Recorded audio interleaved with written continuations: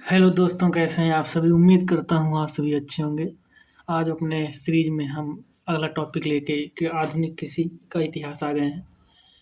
इसके पहले हम लोग ने प्राचीन इतिहास पढ़ा था एग्रीकल्चर का। आज 1871 से शुरुआत करेंगे एग्रीकल्चर के सेक्टर में। एग्रीकल्चर सेक्टर में हुआ क्या कि जब ज़रूरतें पड़ी किसी चीज़ को समझने के लिए, तो वो 1871 में 2 विभाग को मर्ज कर दिया गया। एक था राजस्व विभाग और एक वाणिज्य संयुक्त विभाग कर दिया गया, जिसे मिलाकर डीआरएसी बनाकर department of revenue agriculture and commission बना दिया गया। इसका काम क्या था कि कृषि एवं किसान कल्याण मंत्रालय के अंतर्गत ये काम करता था।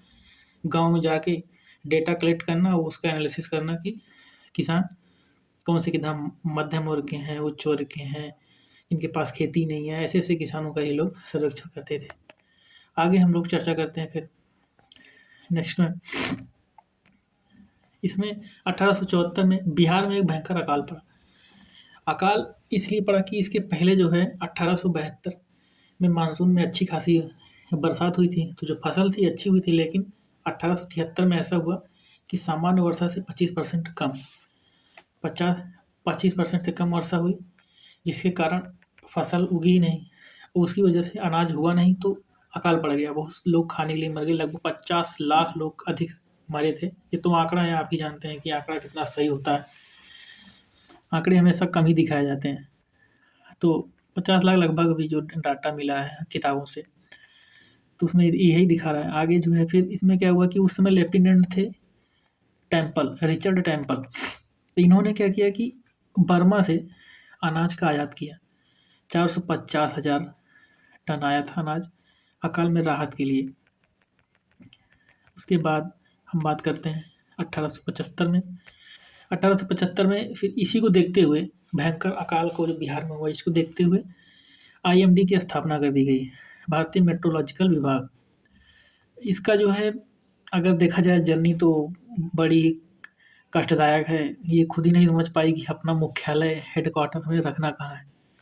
सबसे पहले इसकी स्थापना होती है तो इसका मुख्यालय होता है कलकत्ता में, फिर यहाँ शिफ्ट कर दिया जाता है शिमला में। फिर शिमला में कुछ नहीं बना, कुछ दिक्कत थी, उसके कारण इसे पुणे में शिफ्ट कर दिया गया। वर्तमान में आप लोग जो याद रखेंगे, आईएमडी का मुख्यालय नई दिल्ली में स्थापित है। 1880 में हम बात करते हैं कि अकाल आयोग की स्थापना की गई। फिर 1906 आया, जिसमें एफआरआई की स्थापना की गई। वन अनुसंधान संस्थान की स्थापना देहरादून में की गई थी 1906 में, जैसा कि दिख रहा है। इसका काम क्या था कि वानिकी अनुसंधान और शिक्षा को बढ़ावा देना इसका काम था। उसमें सर्वेक्षण करना, डाटा कलेक्ट करना।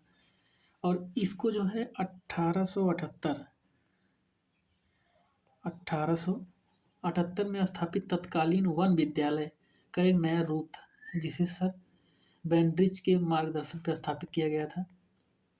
और बाद में इसे फिर 1906 में ईएफआरआई की स्थापना कर दी गई इसी में। मुख्य इमारत जो थी इसकी जो है 1929 में बन के तैयार हुई थी। 1991 में डीम्ड यूनिवर्सिटी का दर्जा इसे मिल गया था। 1991 में डीम्ड यूनिवर्सिटी का दर्जा मिल गया था इसको, एफआरआई को। ये डीम्ड यूनिवर्सिटी है। और इसका जो है वास्तुकला, जो वास्तुकार थे प्रसिद्ध रोमन के थे, वो ग्रीको, जिन्होंने औपनिवेशिक शैली का एक अनूठा मिश्रण था। और भारतीय उपमहाद्वीप में वानिकी अनुसंधान का सबसे पुराना प्रमुख केंद्र यही है, एफआरआई। 1901 आया। 1901 में 2 घटनाएँ हुई। एक आईसी आईसी मतलब ए इरिगेशन कमीशन की स्थापना की गई और एंटोमोलॉजिस्ट की नियुक्ति की गई कि जो फसलों में कीट और पेस्ट इनका जो है मैनेजमेंट के लिए दवा का उपयोग जो है करने के लिए ये इसकी नियुक्ति की जाने लगी। फिर आगे हम लोग बात करते हैं 1905 आईएआरआई की स्थापना। 1905 आईएआरआई की स्थापना 1905। इसका थोड़ा इतिहास हम लोग देखते हैं तो उस समय इसकी स्थापना पूसा बिहार में की गई थी। लॉर्ड कर्जन वायसराय के तहत पूसा के बिहार में कृषि अनुसंधान संस्थान की स्थापना की गई। सर्वप्रथम यूएसए ने एक अमेरिकी समाज सेवक मी हेनरी क्रिप्स द्वारा 9 लाख रुपए की सहायता प्रदान की गई थी इसकी स्थापना के लिए। इसका प्रमुख भवन क्रिप्स प्रयोगशाला के नाम से निर्माण किया गया था।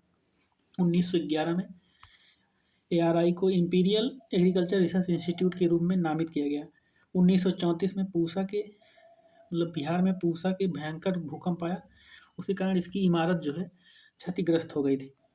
और इमारत जब क्षतिग्रस्त हो गई तो इस इमारत को आईआरआई नई दिल्ली के पूसा रोड पर स्थानांतरित कर दिया।